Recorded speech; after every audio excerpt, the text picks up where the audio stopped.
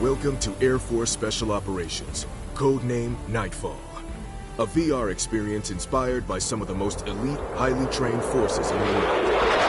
Every recruit must complete high-altitude, low-opening jump training, or HALO as we call it. We need people who can do this, so let's see if you've got what it takes.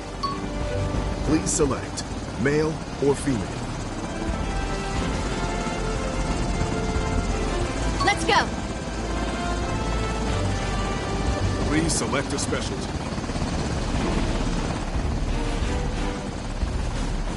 Tactical Air Control Party Specialist. There's nothing like serious air power to change the outcome of a battle. That's why Tactical Air Control Party Specialists are on the front line, directing airstrikes against enemy targets with the utmost precision and deadly force.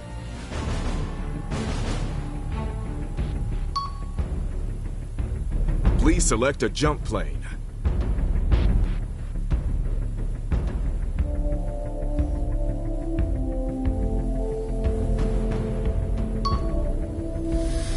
Please select a jump. Jump 1, jumping out and getting home. Lay low. Okay, let's do it!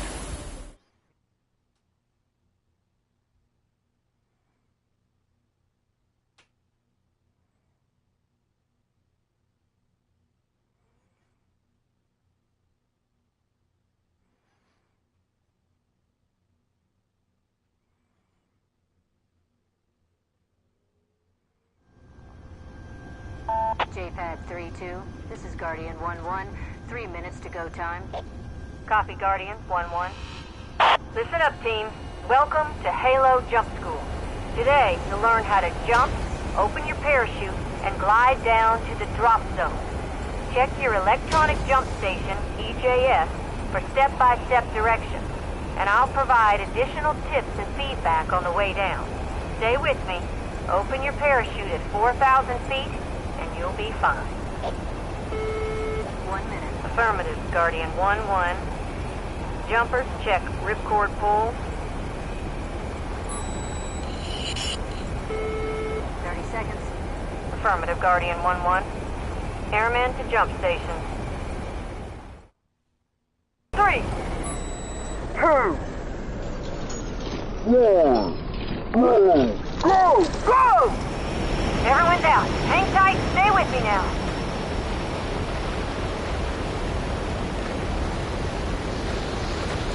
Front.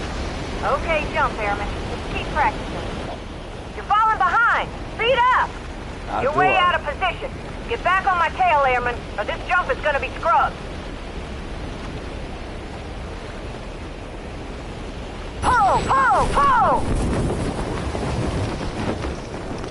Grab the toggles, Airman!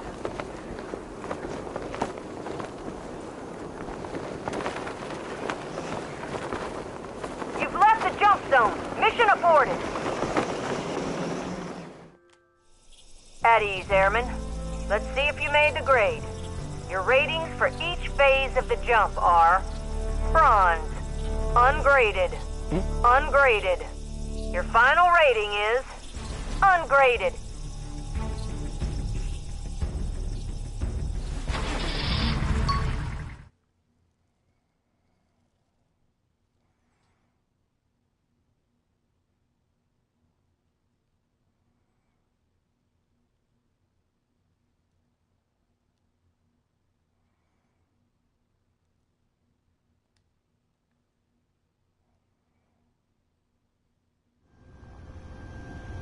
JPad 3-2. This is Guardian 1-1. 3 minutes to go time. Copy, Guardian 1-1. Listen up, team. Welcome to Halo Jump School. Today, you'll learn how to jump, open your parachute, and glide down to the drop zone. Check your electronic jump station, EJS, for step-by-step directions, and I'll provide additional tips and feedback on the way down. Stay with me. Open your parachute at 4,000 feet, and you'll be fine.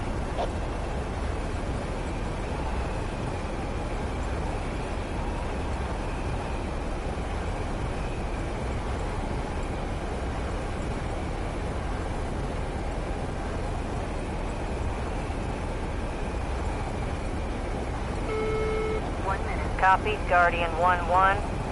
Jumpers, check ripcord pull.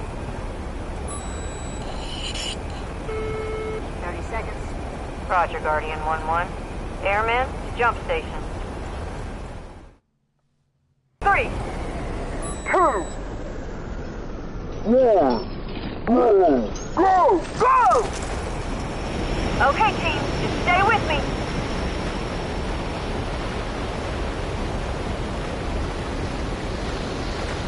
Front.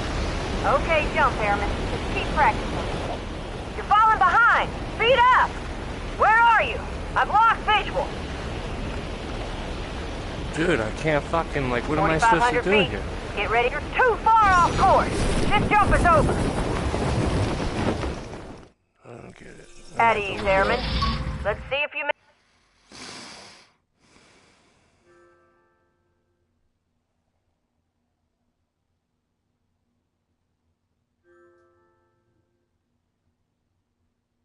Welcome to Air Force Special Operations.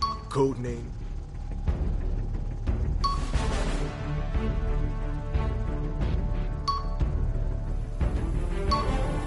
Welcome to Air Force Special Operations. Codename Nightfall.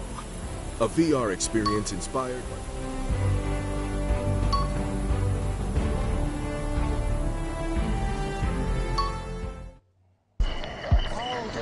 Our job is to bring that firepower to the enemy and integrate everything that is air to ground and vice versa. TACPs are best utilized by other branches. We're going to be working with the Army, the Marines, even potentially Navy. You're going to be relied upon as a sole individual to be the communications specialist and that joint fire specialist for potentially thousands of individuals. Whatever's flying, you can talk to it. Whatever's on the ground, you can link up with it. TACPs are always working on radios for communication, map skills for targeting, and knowing what's the latest and greatest. Our job, while not deployed, is to train as if you are deployed. That's how you're constantly developing your skills so that once you do get downrange, it's second nature. When you want to become a TACP, you graduate basic training just as anybody else would, and you go on to the TACP schoolhouse. After the TACP schoolhouse, you'll continue on to survival training, and once that's completed, you go on to your unit where most of your training is going to be conducted. You're going to find what you're truly made of, both physically and mentally. If you have that mental fortitude to press on even when you think that your body's giving in, then you're going to make it. What motivated me to be a TACP initially was I wanted to be actively engaged in combat. I wanted to go and I wanted to fight whatever enemy was opposing America. I wanted to be one of those individuals who was doing some sort of specialty work. When we get downrange, our job is not only to take care of ourselves, but it's to take care of our counterpart. And it's not just to bring the capabilities that we have, it's to quite literally pick up that extra weight. If we need to cross-load and take some of the gear, we're going to do it. If there is somebody within that area of operations that needs you, you're going to be going. Tracking friendlies is the most important part of our job and ensuring that they get home from the battlefield.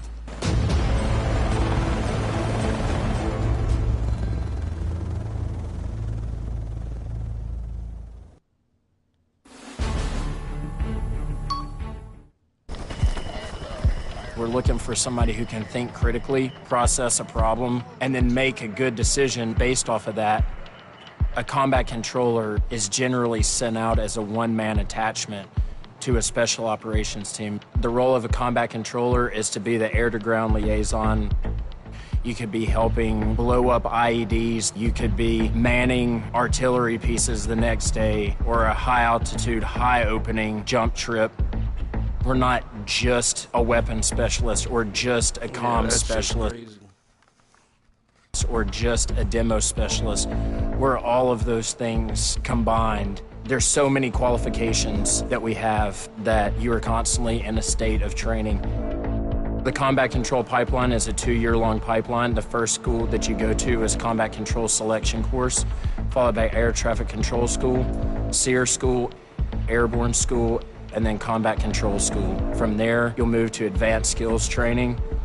The most challenging part for me was stress inoculation week. Stress inoculation is non-stop training back to back to back, very little sleep.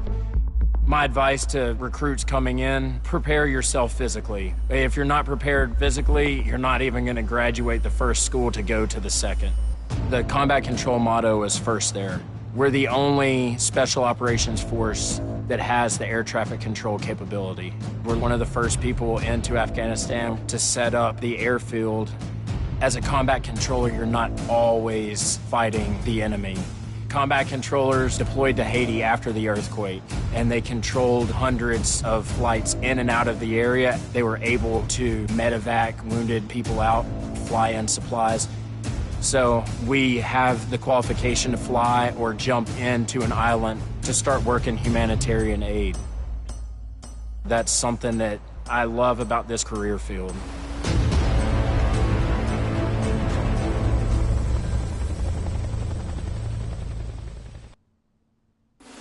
We're not going in a spaceship, man. Weather pretty much impacts all military operations, and SAUT's job to exploit the weather to our advantage. Special Operations Weather is the Air Force's ground special operator that specializes in meteorological and environmental analysis and forecasting. Core tasks for all special operators: shooting, moving, communicating. So while you have to be pulling security and doing all the other tasks, you have to be keeping an eye on the weather. One of the biggest misconceptions is that SAUT can be replaced by a weather app. The internet might say partly cloudy or mostly cloudy, but SAUT get way farther in the weeds and more accurate than that. The big thing is what kind of clouds are those, at what flight level? Is an A-10 going to be able to get below the clouds? Are the rivers high? Are they low? Are you going to be able to get a Humvee through it? It's tailoring the weather to specific missions.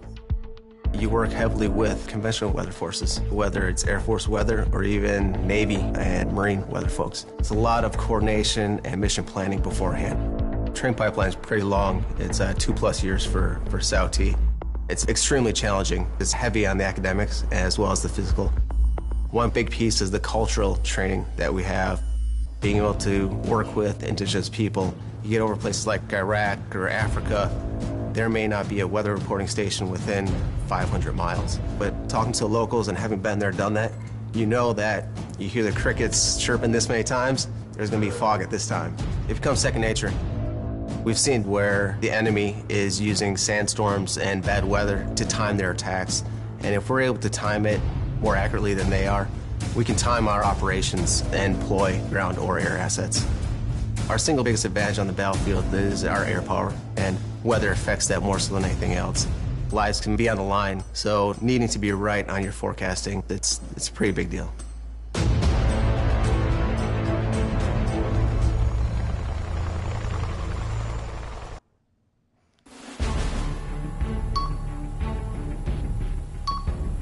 Welcome to Air Force Special Operations, codename Nightfall. A VR. Please select a jump plane. Welcome to Air Force Special Operations,